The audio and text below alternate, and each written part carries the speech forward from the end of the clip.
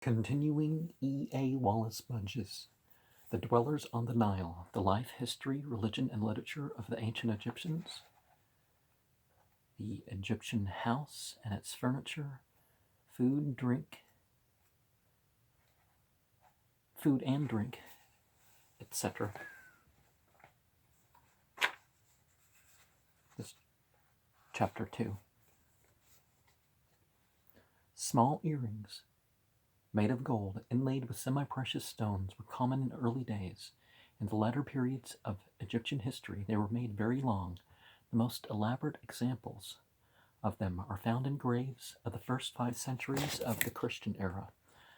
The varieties of the finger ring are many. The greater number of them were made of gold wire of varying thickness, and the bezel was formed by an inscribed scarab or plaque. Egyptian women knew or used of depilatories, but judging by the prescriptions for the hair that are found in the Ebers papyrus, they must have dyed their hair black when it was turning gray. The word amulet, derived from the Arabic hamlat, if you continue the sentence, which means something that is worn or carried to protect a person against the attacks of evil spirits. Compare phylactery. And, of course, in Islam, amulets and charms are forbidden. Talismans, the power is in you, so it depends on what the talisman is, but the idea that an object's going to protect you, that an object's going to continue, praying or whatever you think it's going to do, no, it's art.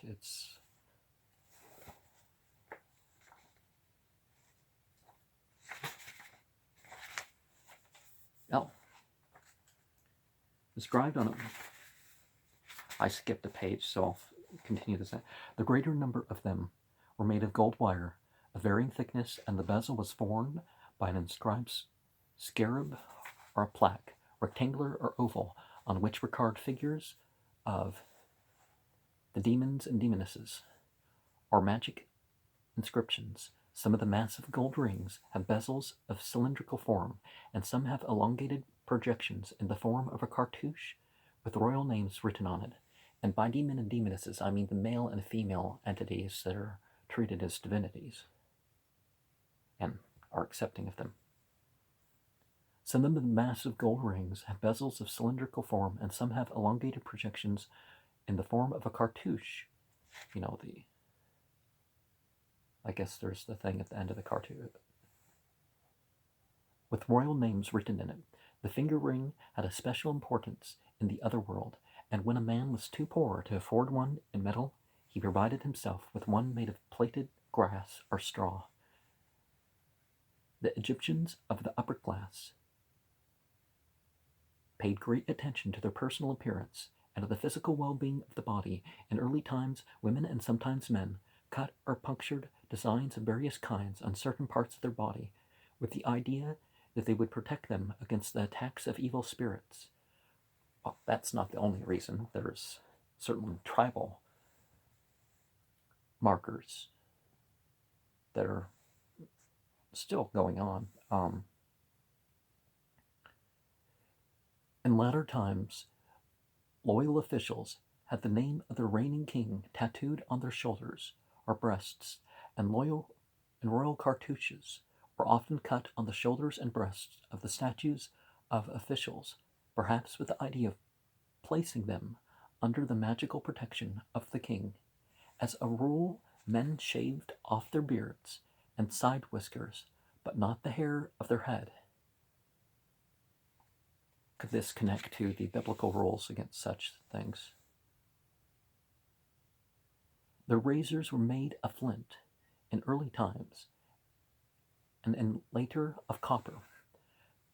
The models of the elaborately plaited beard, which we see attached to coffins, represents the traditional form of the beard of the natives of Punt in the northern Sudan, to whom the primitive Egyptians were related. You know, the Egyptians say that they came from the southwest, and genetically and, you know, otherwise we've traced that out. And then that's traced to a connection in northwest Africa, the eye of the Sahara, the place that the Berbers called Atlantis, ruled by a king named Atlantis. And Herodotus says it wasn't a ruler, but anyways, Atlantis isn't some mythical, it isn't some fantasy sea kingdom. It's something similar enough, but not the thing we hear in the New Age. The purely native form of the beard is represented by the short, almost square tuft of hair, which is seen on the point of the chin in paintings of all classes of people of all periods. Figures of Osiris generally have the puntite beard, a fact that suggests that it had a special ceremonial or religious character. Well, it's said that Set also has that beard. Men wore wigs made of sheep's wool, and several paintings in the tombs that show that they wore false beards. Some paintings suggest that the hair of some Egyptians curled naturally, but whether curly or straight, the hair was cut comparatively short. Well, by American terms, we'd still call them black, but they weren't as dark as the rest of Africa. That's certain. Women dressed their hair in many different ways. Sometimes it fell naturally over their neck and shoulders, sometimes it was arranged in plaits of different lengths, and sometimes it was done up in a mass, which was fastened by a band or fillet at the back of the head. In many cases, the hair was divided into two parts, each of which fell down in front. An ornamental fillet placed immediately above the forehead prevented it from falling over the face. At festivals and entertainments, women wore lotus flowers in their hair, the blossoms projecting over their foreheads, and on the top of the head a cake or ball of scented unguent in a light framework was placed. The unguent melted by degrees and ran over the head and down into the hair, and besides producing a pleasant coolness in the head, imparted to the hair itself a delightful aroma. In figures and statues of the Old Kingdom, the hair seems to have been bobbed, and the appearance of the hair of some of those of the New Kingdom suggests that a mode of treating and dressing the hair closely resembling the shingling of the present day was known to the Egyptians. It is not certain whether Egyptian women knew of or used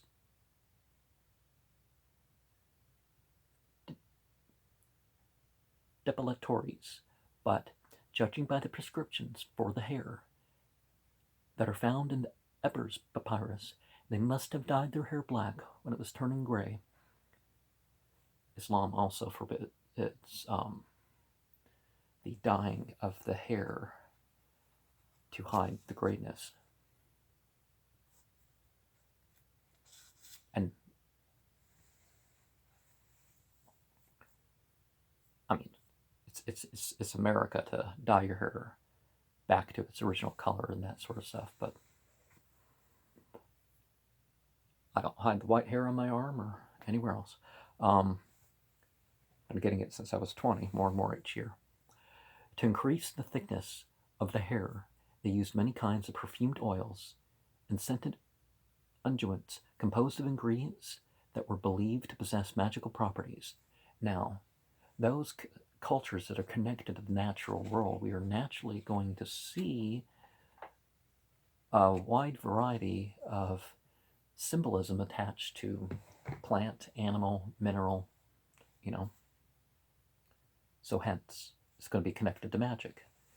The art and science, religion, as you would. The willful change of consciousness. Women greatly hoped that they would have masses of hair on their heads in the other world, and in order to make this curtain, their hair under the New Kingdom was cut off by their relatives and tied up in a bundle, which was placed under the feet of the mummy in its cartoonage case. Hairpins were made of wood or ivory and were ornamented in various ways. The combs used for the hair were also made of wood or ivory, and several examples of the small-toothed comb are known. Of the combs that were placed in the hair as ornaments, the oldest known belong to the late Neolithic period. Many fine examples of those used by Coptic women are to be seen in the British Museum.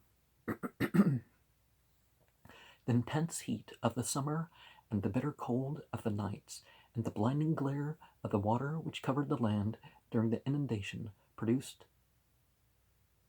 ophthalmia and many other diseases of the eyes, which frequently destroyed the sight.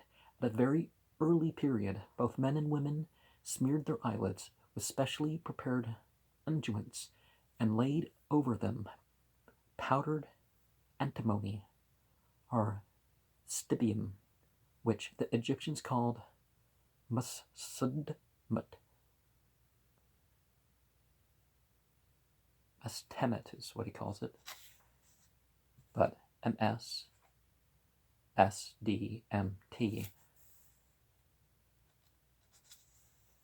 And perhaps you'd go ooey, no, not ooey, ooh. And the Greeks, stimi, and the Arabs,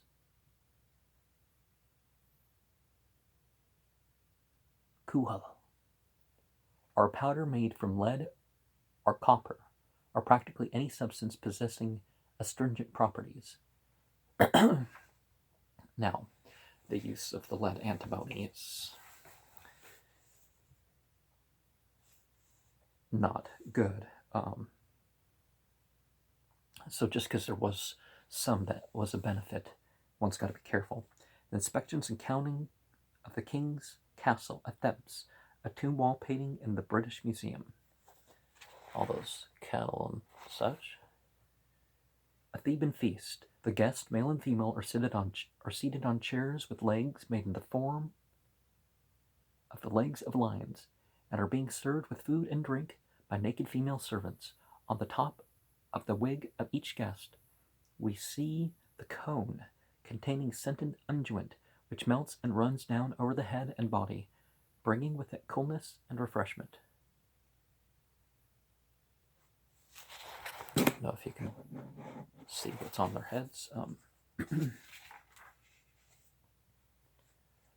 The unguent was applied by the finger, but the powder was laid on the eyelids by means of a short stick made of wood or bone or ivory or stone with a flattened end. The Arabs call such a stick the needle, abra,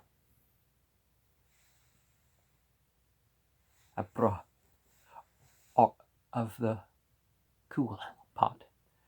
Eye paint, as we may term these preparations, was kept in tubes made of alabaster, Egyptian porcelain, wood, ivory, earthenware, etc., and the tube and its needle were often provided with a leather case, and the Egyptian women soon discovered that smearing the eyelids with unguent and stibium not only eased the pain in the eyes and rested them, but also added to the natural beauty of their faces. The whiteness of the whites of the eyes was emphasized by the darkened eyelids, and the dark, large pupils appeared like black pools in their midst. The whole effect being very striking, the eyebrows as well as the eyelids were frequently painted with stibium, of which several preparations were known, some wholly black and others greenish in color.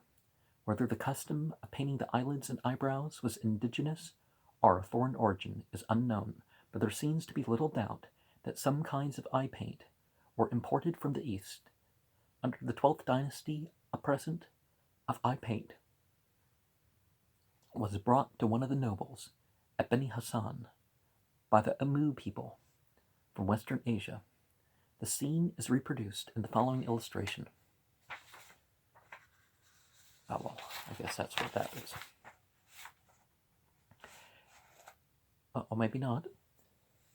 In the upper register, we see the great Egyptian monarch Khnemu-Hetep II, accompanied by his dogs and attendant, the royal scribe Nefer-Hetep, presents to him a document on which is recorded the arrival of a company of the Amu, bringing eye paint. Behind him is the official Ch'ti, and behind him is the governor of the land.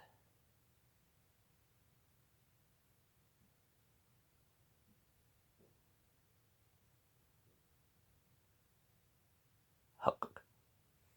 So that would be the governor. Gibbish. So the governor's name is Gibbish. Together with men is bringing wild animals from the desert. The inscription above reads, "The coming to bring eye paint, 37 Amu brought it." Okay, that is Niher Yawanat Matsotjit Tam Trayer U Ilemnef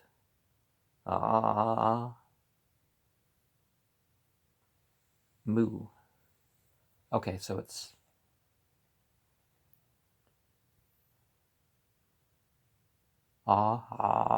Mu.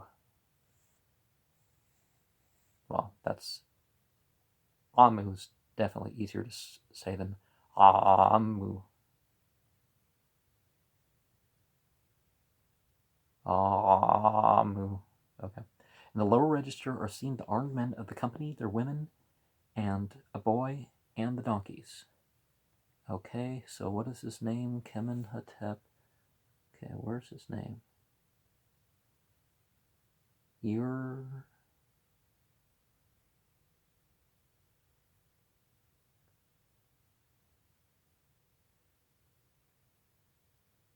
Hetep.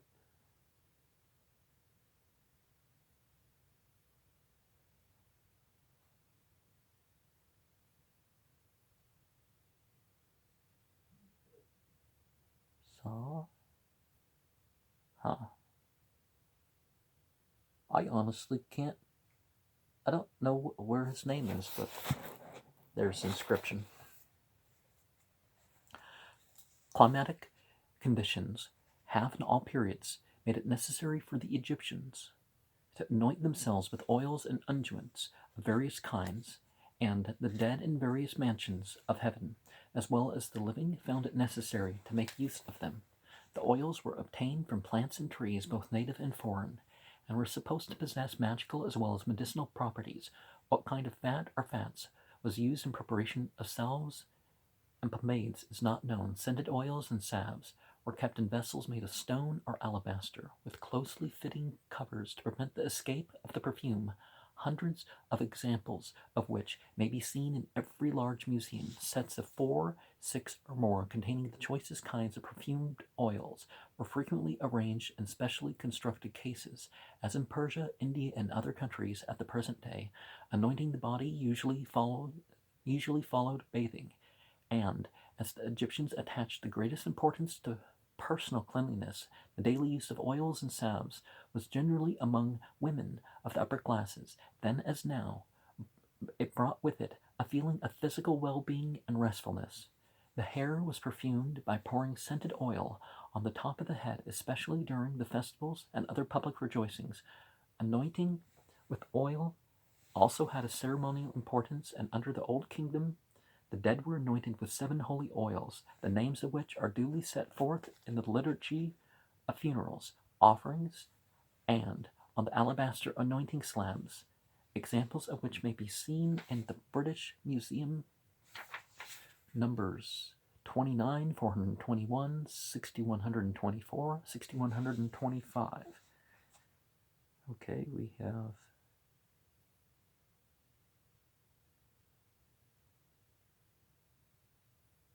thirty-five of the, wait, no. Okay, 37, yeah.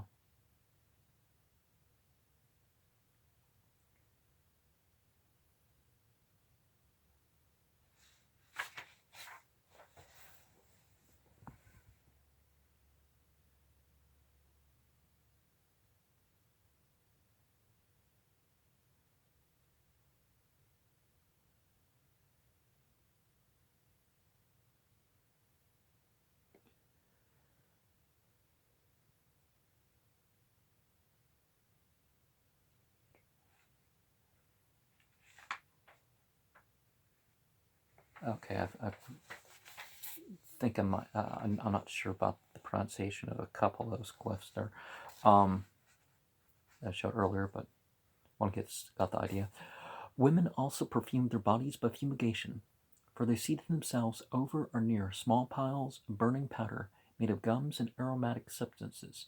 One of the principal ingredients was probably sandalwood powder, which is largely used in Egypt and the Sudan at the present day.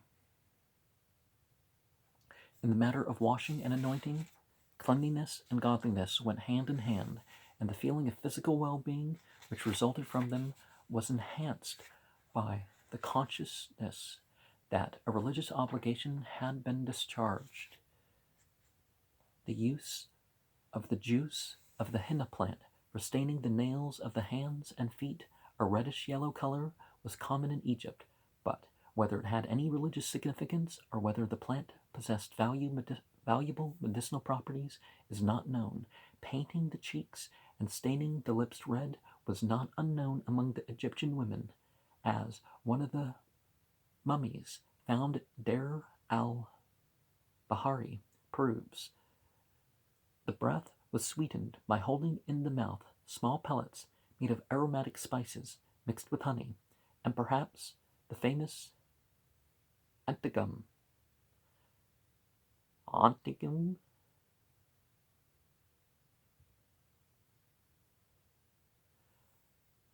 The toilet box or dressing case of a lady contained tubes of stibium and salve for the eyes, flasks of scented unguent, a shell in bronze or alabaster on which to mix unguents, a pair of sandals, a comb with 2 rows of teeth, small papyri cushions, and a mirror. The mirror was made of a round or oval plate of fine copper, polished on each side, and was set in a handle of wood, ivory, or copper. Some handles are in the form of a lotus column, and others in that of a naked woman, who was probably intended to represent Thor, the demon of beauty. Mirrors were kept in wooden or copper cases, but few examples of these have come down to us. Speaking generally, the Egyptians lived upon the produce of their own country, which, except in continuous years of famine, was simply sufficient for their needs. The food of the rich and well-to-do folk was more varied than that of the peasants and slaves, and then as now men ate and drank according to their means. The poorer classes had to be satisfied with bread and water and a few vegetables. Meat and game and wine and rich pastry were only to be found commonly in the houses of the wealthy. The most important article of food was bread, which is made into cakes and loaves of many shapes and sizes. And the round bread, the more standard, the top sort of bread, I guess the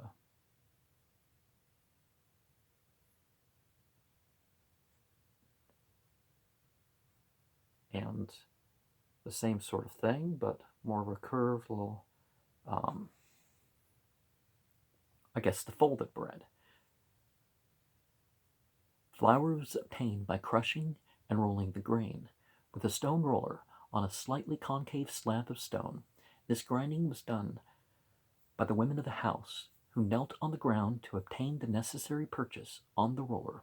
When large quantities of flour were required, mills with 2 grinding stones placed one above the other were used. The flour was mixed with water, and the resulting dough was twisted or cut into cakes or loaves and baked either on heated stones or in ovens.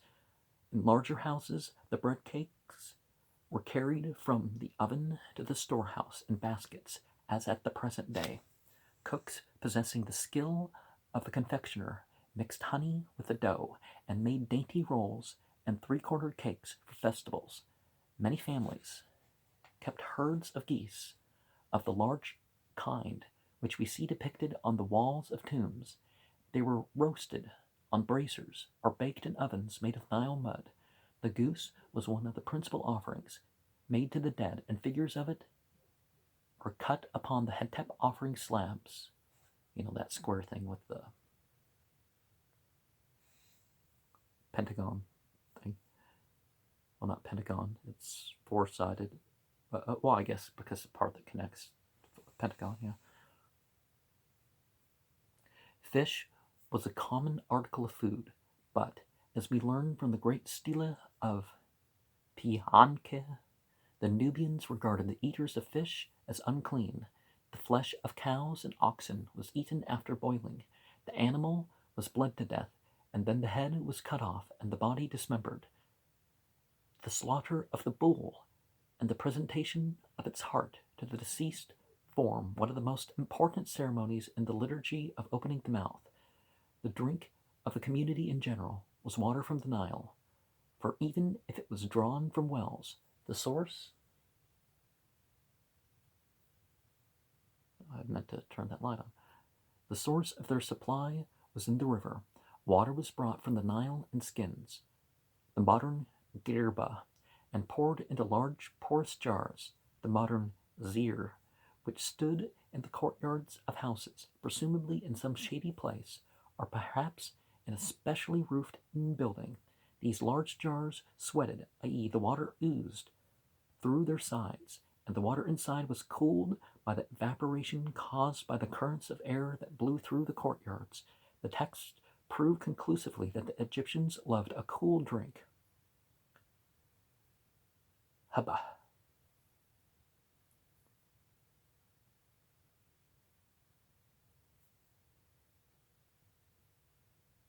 Hapu, maybe?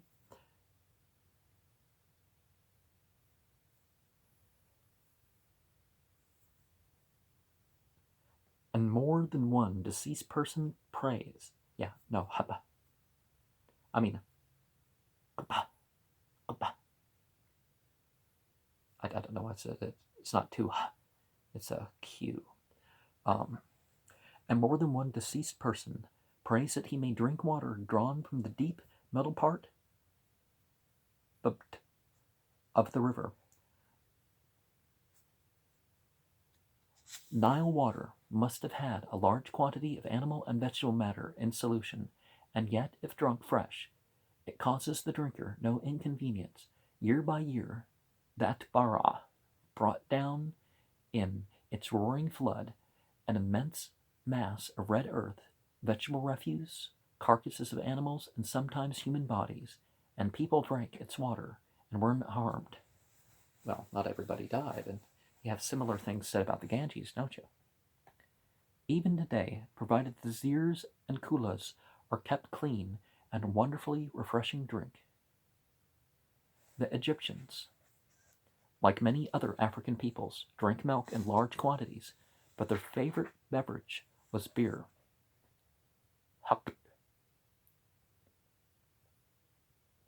The king and every man of substance had his own brewery, but the poor man had to buy his beer at the house of beer, i.e. the beer shop, untold numbers of which must have existed throughout the country. Beer was made from almost any kind of grain. The grain was wetted and kept until it began to sprout. Then they rubbed it down and made a paste of it, of which they fashioned large cakes. These were lightly baked and then broken up, and then the pieces were put into pots, which were filled with water. These were left for a day or two, so that the fermentation might take place, and then the liquid was strained and drunk whilst fresh. It had a slightly bitter, acid taste, probably like that of the beer made in the Sudan today, but if kept for a day or two, it became sour and undrinkable. The power of this beer to intoxicate was very great, if we may judge by the warnings against excess in drinking it that are given by the sages. But it was drunk freely by young and old, and by men and women alike. Beer formed one of the most important offerings to the dead, and specially prepared kinds of it were presented to the deceased during the recital of the liturgy of opening the mouth. Curiously enough, offerings of bread cakes and beer were made to certain of the granite obelisks at Thebes, but this practice must have arisen through the persistence of the belief that the spirit of the sun entity dwelt in them. Yef, probably. Perhaps Ra, either Ra or Yef. the obelisk was only an elongation of the shaft of the sunstone, which was worshipped at Heliopolis under the Old Kingdom. An example of the warnings from the precepts of Annie: make not thyself helpless in drinking in the beer shop, for will not the words of thy report repeated slip out from thy mouth without thy knowing that thou hast uttered them? Falling down, thy limbs will be broken, and no one will give thee a hand to help. As for thy companions in the swilling of beer, they will get up and say, outside with this drunkard. The drunkard is Sworinu. Sworry. Yeah, Sworry. Yeah, that could be. Definitely understand sound-wise why that could be used to refer to a drunk. And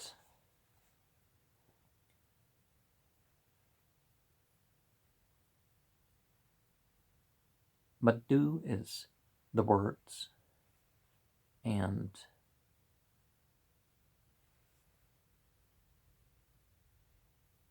Maswuri is in drinking, and Hakat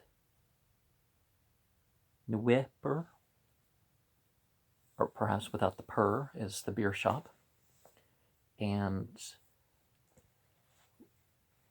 as for thy is Naiu. Okay. Yeah, Nai. And companions in the Urei and U, I guess, because it's plural, and swilling of the beer, swirria, yeah. Give thee, tet, is that how you say that? Dete,